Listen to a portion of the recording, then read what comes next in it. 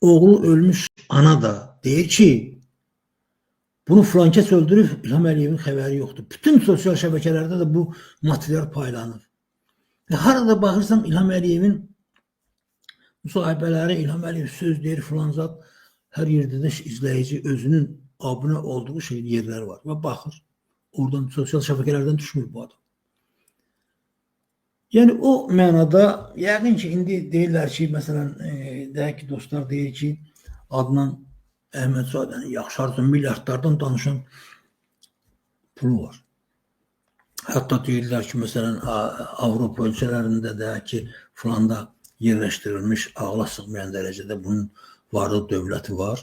O evləri zaten mən demirəm, ona görə ki, bu evlər deyək ki, Dubayda bunun da evi var, İlham Əliyev bu yadınızda saxlayın. İlham Əliyev Londonda Adnanın da evi var, İlhamın da evi var, Cavanşir Feyziyevin de evi var.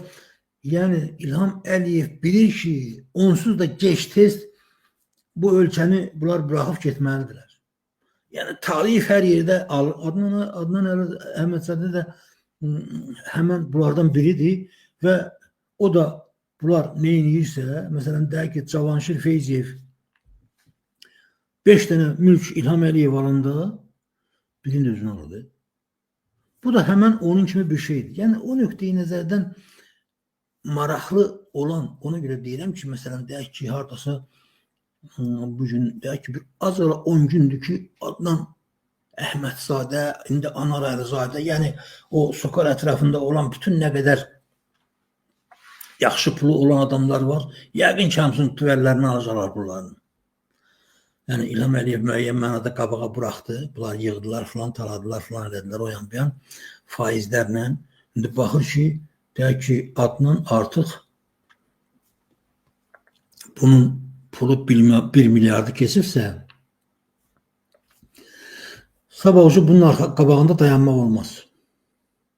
İndi həm də o mənada, indi yəqin ki, indi bir versiya da var dostların, çoxu deyir ki, bəlkə də heç tutulmayıb. Ona görə ki, nə qara maskalılar, nə deyək ki, polislərin bunun əlinə qandal vurub sürüyə apardığı yerdə görmədilər.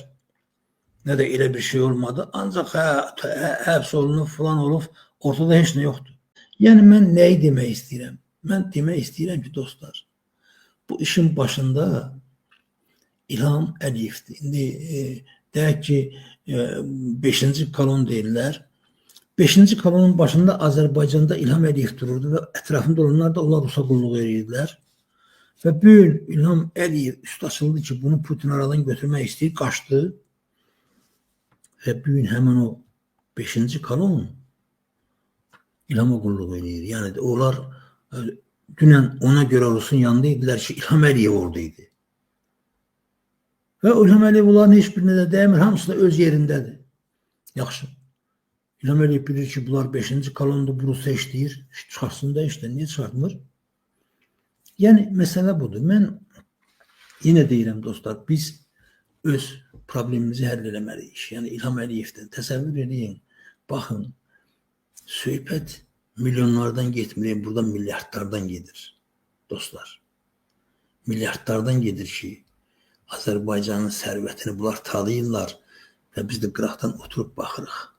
Və bir parça çörəkdən ötürü trolluq eləyənlər, bir parça çörəkdən ötürü dünyanın bu başından o başına gedənlər, yəni bir parça çörəkdən ötürü deyək ki, özünü asanlar bugün nə qədərdir, hamımız bilirik.